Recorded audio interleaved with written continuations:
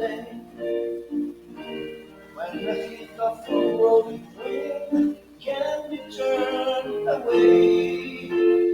And chance at the moment, and it sees me through.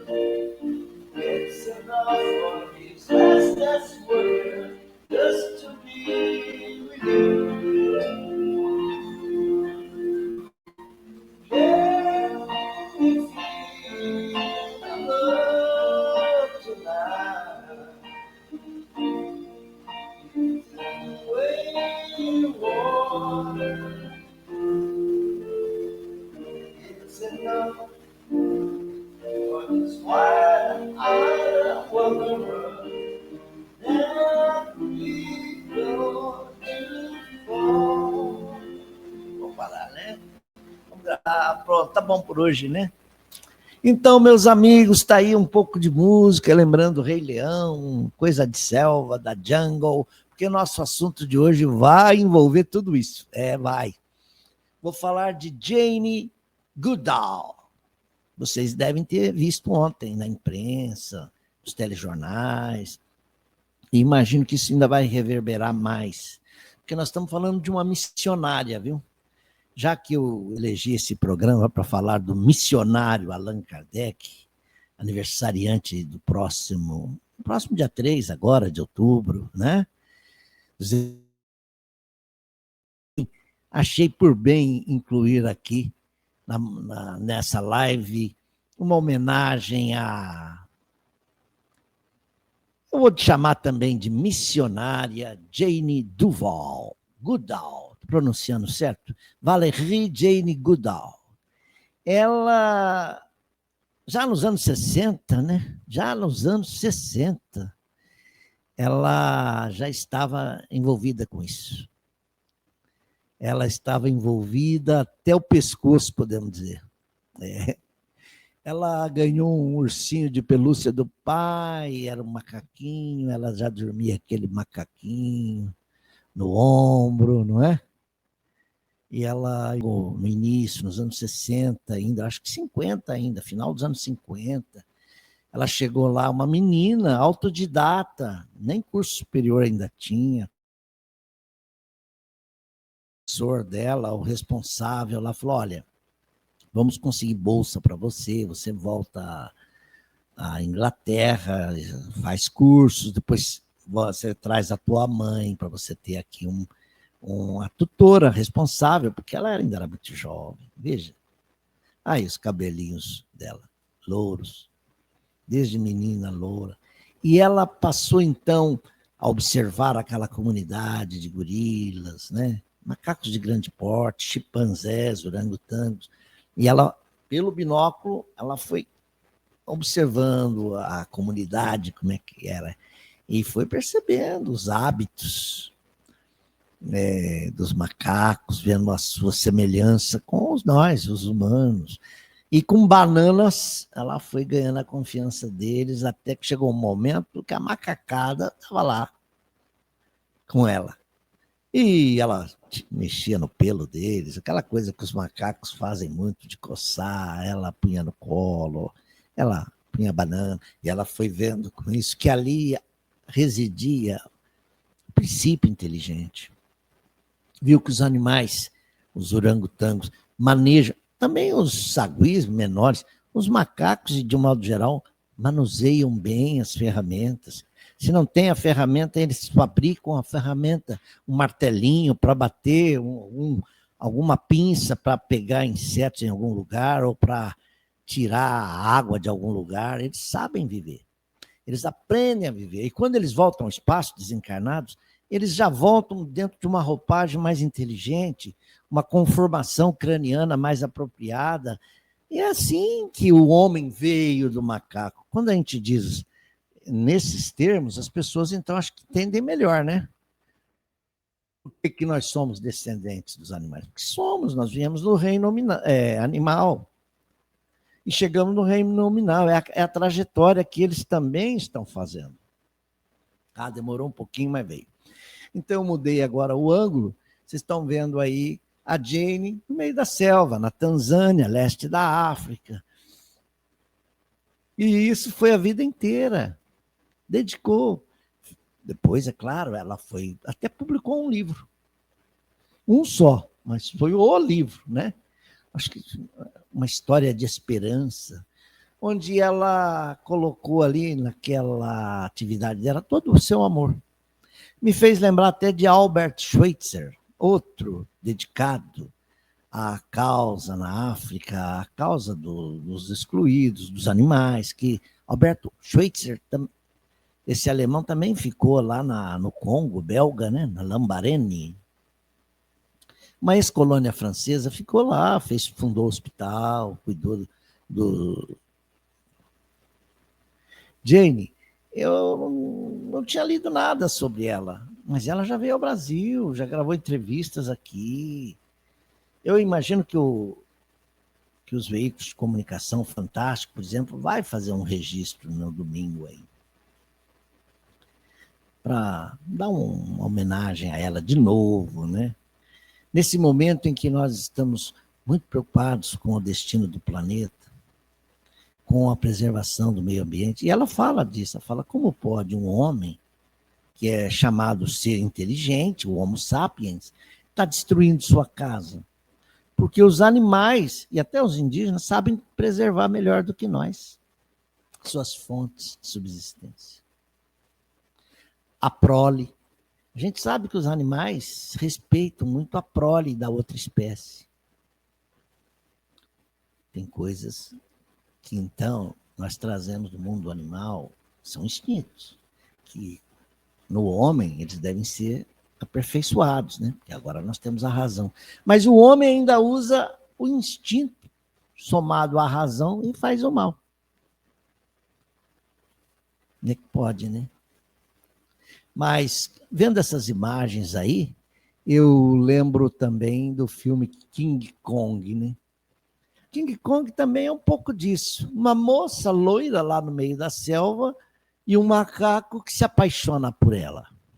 E o King Kong tem aquelas expressões. Os olhinhos enchem d'água, ele ri com alguma coisa. Ela também estudou esses trejeitos nos animais, os hábitos.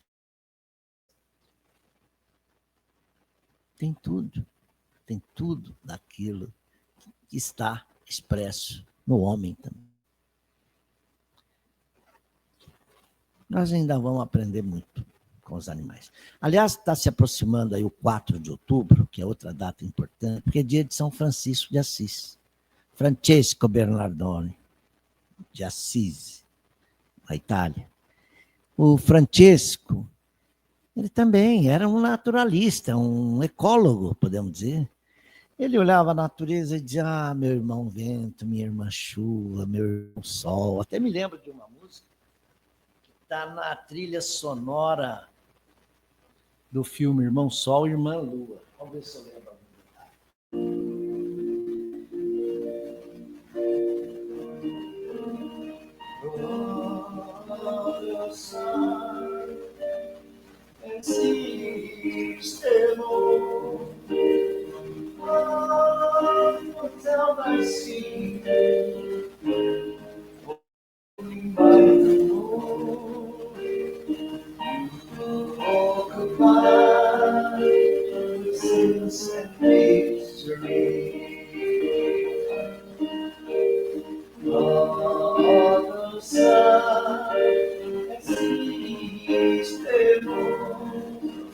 É bonito, né? Bonito. Bom, tendo feito essa homenagem à nossa Jane Goodall, nós vamos agora chamar a nossa vinheta, tá bom? Vamos chamar a nossa vinheta e depois...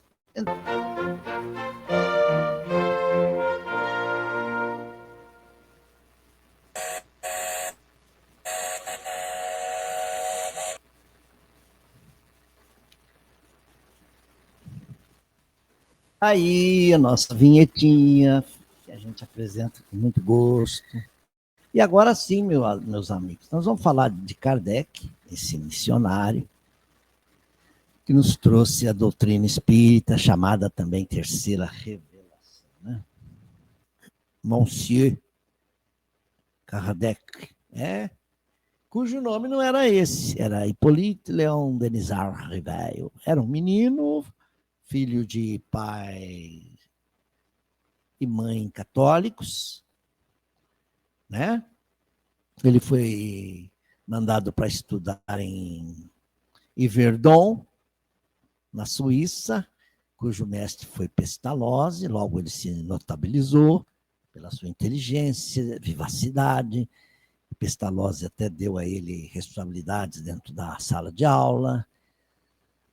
E ele, aos 21 anos, você vê, praticamente a infância toda foi na escola. Aí ele volta a Paris e funda o Instituto Rivail, uma escola para ensinar língua francesa, gramática dos verbos franceses, aritmética. Ele tinha um método, ele era um pedagogo e ele começou a divulgar a sua metodologia de ensino. Como ele achava que as pessoas poderiam aprender melhor matemática, aritmética, língua portuguesa, a língua francesa. E ele, claro, tinha um cabedal de conhecimento grande. Na biografia dele, a gente chega a ver lá que ele traduzia obras também, sinal que ele conhecia o alemão também. O inglês e o francês era de lei conhecer. Espanhol e português, línguas irmãs, italiano. Então, você pode pôr aí de 6 a 7 línguas. Aí. Tá bom? E o legado de Allan Kardec é muito grande. A gente conhece muito da sua história, porque ele já é contado em livros, é contado por seus biógrafos. O espiritismo ganhou espaço no mundo, embora não seja uma religião assim de milhões de adeptos, mas os 18 milhões que reúne no mundo inteiro fazem muito barulho. No Brasil, são quase 4 milhões. O último censo trouxe 3,8 milhões, mas é por aí. Simpatizantes, aí você já tem 30 milhões. Porque tem muita gente que vai ao centro espírita. Você vai perguntar para ele que religião você é? Você fala, católico. Mas vai ao centro espírita? Vai. Perde um parente, vai lá pedir prece, vai pedir vibrações para quem está doente. Tem filho médium, leva no centro. Quer dizer, então, o espiritismo está muito presente na nossa vida, não só no Brasil, mas já se espraiou de novo. Quer dizer, ele veio da Europa, veio para a América, voltou a se expandir, de novo voltou para a Europa. Nós temos agora o congresso no Uruguai, Congresso Mundial, 11º Congresso Mundial de Espiritismo, que é patrocinado pelo Conselho Espírita Internacional. Mais de 30 países fazem parte do Conselho. O legado de Allan Kardec, além dos 5 livros da chamada Codificação Espírita, que é o Livro dos Espíritos, o Livro dos Médiuns, o Evangelho, depois o Céu, o Inferno e a Gênesis, você ainda tem a Revista Espírita, que são 12 anos, publicações mensais. Você tem Viagens Espíritas, o que é o Espiritismo, instruções de evocações dos espíritos. Kardec escreveu muito mais, Viagens Espíritas, os opúsculos, o que é o Espiritismo, que foram intercalando, sem falar na revista, que era sempre muito bem prestigiada, esperada por todos, era mensal e Kardec não deixou de publicá-la um só mês. Vamos ver o que eu tenho mais aqui. Engraçado que eu não passo do 3º slide, não sei o que está acontecendo. 4º slide. 5º, sim, agora sim. Ei, o que está acontecendo? Está pulando. Eu estou mostrando para vocês aqui o Père Lachaise, onde está o Dolmen, druida de Allan Kardec. Ele, no primeiro ano, assim que ele desencarnou, em 31 de março de 69, seus despojos foram levados para Montmartre, um cemitério menor de Paris. Um ano depois, quer dizer, 2 anos depois de sua morte. 1 ano ou 2 anos, não tenho certeza. Mas ele depois teve trasladado os seus restos mortais para o Père Lachaise, que é um grande, grande cemitério na França, onde estão também lá os mausoléus de pessoas muito importantes, né, de grandes escritores, celebridades da França. Tem até o túmulo lá de Chopin, de Goethe, muita gente. É importante. Mas o que é importante na hora da morte? Nada, é osso como de todo mundo. É pó, é poeira. Mas os amigos de Allan Kardec acharam que ele merecia uma homenagem. Faz parte, né? Colocaram lá um dólmen para ele, porque ele era um sacerdote druida. Foi um sacerdote druida no século I da nossa era, lá na Gália. Mas ele conheceu essa vida passada dele através do seu amigo Zéfiro, o espírito, passou a dar informações para ele. E os amigos também espíritas cunharam lá na pedra superior do dólmen essa inscrição. Dá para ver aí? Nascer, morrer, renascer. Está em francês, né? Naître, mourir, renaître encore et progresser sans cesser. Tal est la loi. Nascer, morrer, viver, nascer, morrer, renascer ainda e progredir sem cessar. Esta é a lei. Que não é uma frase de Allan Kardec, nem está na codificação, mas em algum lugar esse pensamento estava aí na literatura universal e os amigos belgas acharam apropriada essa frase. Eu acho que ela resume bem o pensamento espírita, né? Está embutida aí a reencarnação e o processo de evolução do ser. A lei do progresso, sem cessar. Do lado é o dólmen, mas é uma foto mostrando que ele está sempre florido. E dá para ver lá o bronze, um erma, como é que se chama? Um busto de Allan Kardec lá. Amigos nossos que já foram visitar o túmulo de Allan Kardec dizem que os franceses são assim, meio supersticiosos. Se você vai lá, sempre tem alguém lá que fica, você passou a mão na cabeça, no ombro da estátua, tem que passar, aquela coisa mística, né? E os amigos falaram, pelo sim, pelo não, foram lá passar a mão na estátua de Allan Kardec, mas que tem alguém que está sempre botando flores lá, isso é verdade. Falamos aí da Revista Espírita, é importante se destacar a Revista Espírita, porque ela funcionou como um laboratório para o codificador.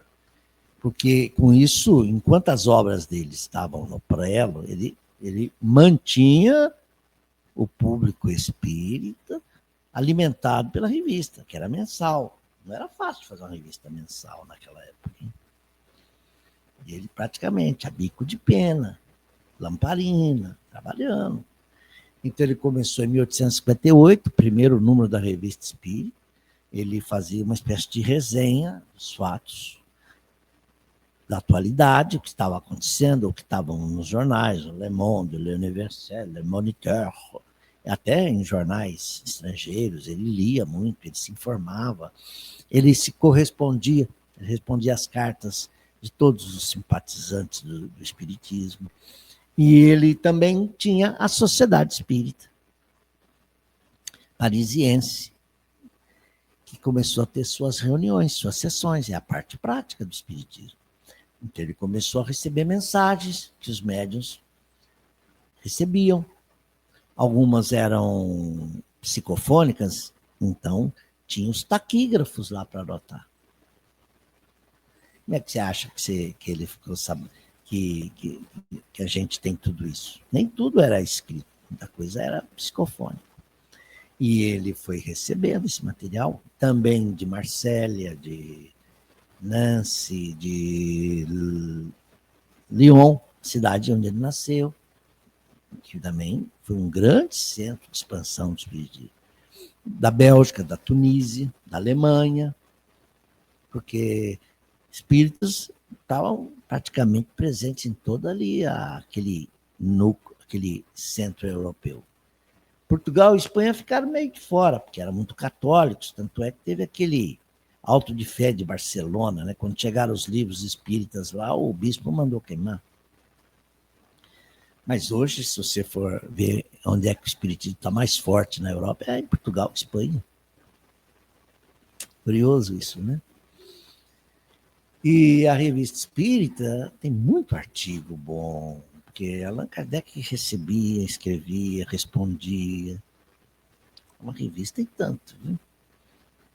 Muitos fatos que ocorreram naquele calor da Europa dos anos 1860, 1865, 1806. Teve uma peste nas Ilhas Maurício, teve coisas, ele respondia, teve muito médium que surgiu contemporâneo a Kardec, Daniel Douglas Home, por exemplo, levitava, saía da janela, terceiro andar, voltava para dentro. Um médium fantástico de efeitos físicos.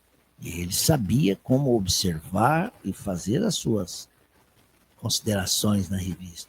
Como também os detratores do espiritismo estavam lá. Ou eram os próprios membros do clero, ou eram da imprensa, ou eram materialistas, simplesmente homens de ciência, da academia, que não aceitavam as ideias espíritas. Mas ele sabia refutar com elegância, com muito tato. Ele fazia cada resposta bem feita, e derrubava, desmontava os argumentos. Tem o filme aí, Kardec, a história por trás do nome ou do filme. Está no Netflix ainda. Eu não canso de ver. Eu acho que vale a pena. Tem lá a licença poética que o Wagner de Assis usou para caracterizar uma coisa ou outra. Mas ali está basicamente o que foi. Kardec, cético no início, vai ver as mesas girantes, fala, pô, quem responde não é a mesa não tem nervos, nem cérebro para pensar, ela não está sentindo, alguém está falando através dela, claro, era o espírito que batia uma, duas vezes, ou fazia a ponta do lápis ir para um lado e para o outro, escrevia. Ele falou, não, quem responde são os espíritos. E uma vez certificado disso, não tinha como voltar atrás. Aí ele foi em frente, pegou todos os cadernos de médiuns que já tinham escrito coisas, foi cotejando aquilo e veio a lume o Livro dos Espíritos, em 1857. Tá certo? Ele então era o quê? Quase um sessentão. Ele tinha seus 50 e poucos anos. Ele não viveu muito. 64 anos ele desencarnou. Mas trabalhou bastante, como aquela espada que foi usada bastante, então gastou a bainha, né? O médico dele, Dr. Demer, dizia, olha, cuidado, cuidado, que ele nem conheceu, era por carta. Dr. Demer desencarnou antes dele. Falava, cuidado, você está aspirando essa fumaça da lamparina, vai descansar, cuidado. Os espíritos diziam, olha, você precisa descansar, mas ao mesmo tempo urge a chegada do Consolador na Terra. Então é aquela situação, se correr o bicho pega, se ficar o bicho como tinha que fazer. E ele foi trabalhando, concluiu a Gênese, era 1869, março, ele já deixou o número da revista Espírita de abril pronto, estava lá se mudando, as coisas iam começar a melhorar. Ele ia se mudar para Ville de Seguir, um chalezinho legal para morar com a esposa, porque até então ele estava morando ali no meio da bagunça. Onde era a casa dele, era também a redação da revista, as sessões ocorriam ali. E agora ele ia ter a livraria separada, Rua de Lille, uma bela livraria. Ele teria a redação da revista lá, na casa dele, é casa dele. E ele ainda estava pensando em chalés para receber espíritas idosos. Que os espíritas idosos foram perdendo seus negócios por causa do preconceito. E muitos estavam lutando com dificuldade financeira. A ideia de Allan Kardec era amparar também esses idosos. na Ville de Ségur, que era perto da Torre Eiffel, que ainda não existia. A Torre Eiffel vai aparecer nos 1880 e pouco. Muito bem, aqui é Lyon. Lyon hoje é um grande centro têxtil, tecnológico, comercial, como era também no período de Allan Kardec, era um centro têxtil daqueles, onde a seda era muito usada, a Revolução Industrial tinha chegado com tudo, e os operários de Lyon já estudavam muito espiritismo. Naquele livro Viagem Espírita, de 62, Allan Kardec vai visitar o centro de Lyon. Ele dispensa banquete, tudo que é formalidade. Ele falou, não, eu vou aí para confraternizar. E ele lá ele fez belos discursos, ouvia, sentia como estava o espiritismo nas casas espíritas nascentes. Então, Leão chegou a ter 100 mil profitentes à época. E a Europa como um todo chegou a ter 1 milhão de espíritas, no auge da doutrina. Depois, vocês sabem o que aconteceu, né? A França entrou na guerra com a Alemanha, a França entrou em crise política. Os continuadores de Allan Kardec pisaram na bola, principalmente aqueles que eram da Sociedade Anônima do Espiritismo, puseram a viúva de lado. Mesmo assim, nós temos que honrar muito o trabalho de Gabriel Delane, de Leon Denis, da própria Mary Gabriel, a viúva, a senhora Allan Kardec, que trabalhou para manter o espiritismo tal qual os espíritos de luz nolo entregaram.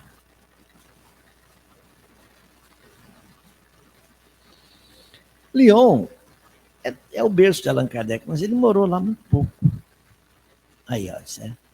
Não cheguei a pôr outra foto aqui, mas esse é o deadline. Esse aqui é Leon Denis. Leon Denis é considerado o continuador do espiritismo, considerado filósofo do espiritismo. Ele chegou a presidir o primeiro congresso espírita. Leon Denis. Então, muito importante.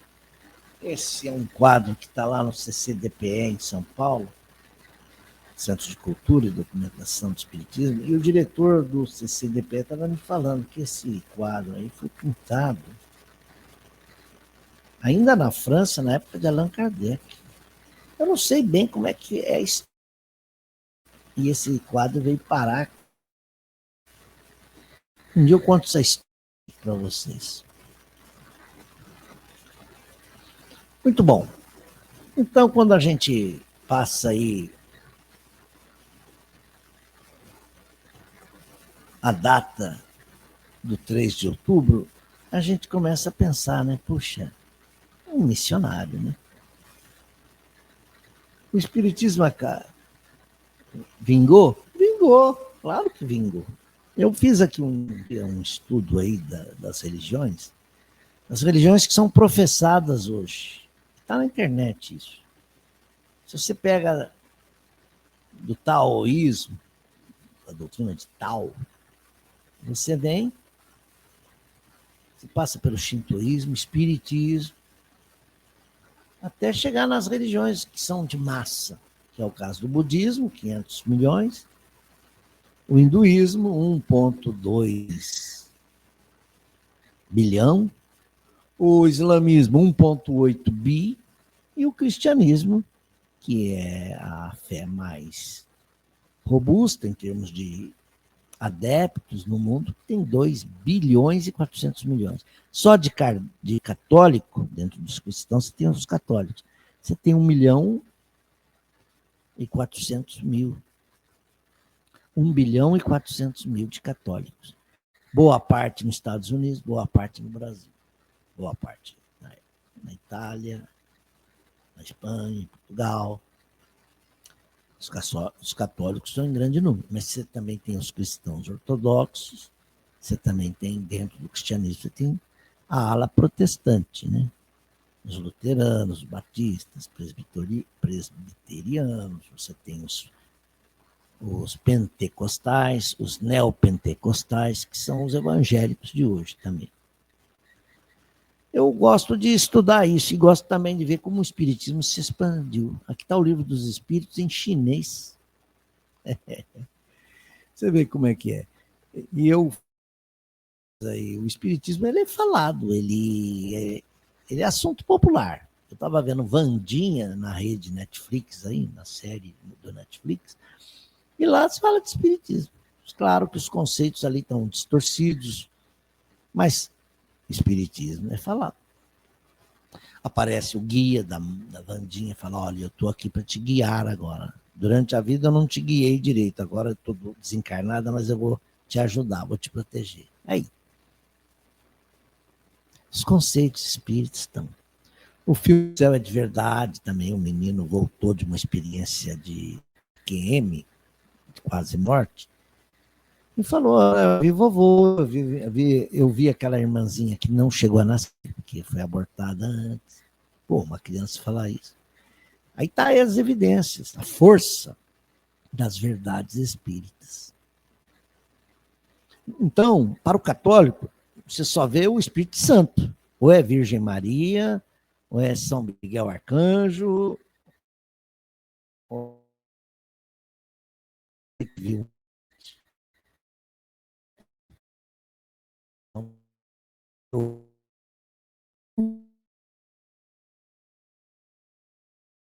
no ar. Tá bom por hoje? Conversamos pra caramba. Vamos deixar um pouco para outra live, né? Vamos cantar mais um pouco e assim a gente termina. E eu me despeço de vocês, dando uma homenagem aqui a Jane Goodall. Das vidas que aqui se vai o macaco irracional, nosso parente da evolução.